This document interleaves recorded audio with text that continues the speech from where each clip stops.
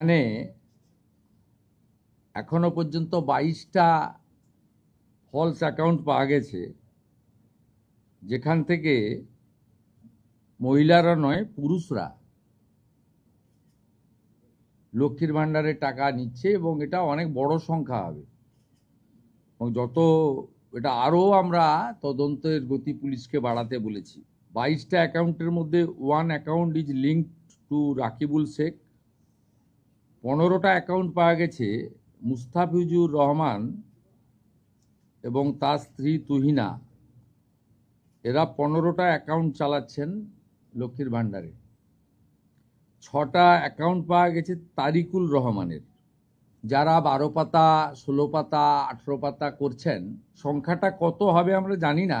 অবৈধ অনুপ্রবেশকারীরা তো পাচ্ছেন, আর সাথে সাথে হাজার হাজার তৃণমূল কংগ্রেসের নেতা যারা মহিলা নন বা এই কর্মসূচির আওতায় আসেন না, তারা লক্ষ্মীর ভাণ্ডার লুট করছেন।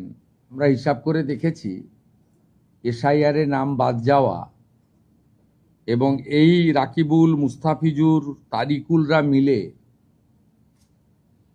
অন্তত 30 লক্ষ ফলস লক্ষ্মীর ভাণ্ডারের টাকা তুলছেন। এটা তার প্রমাণ।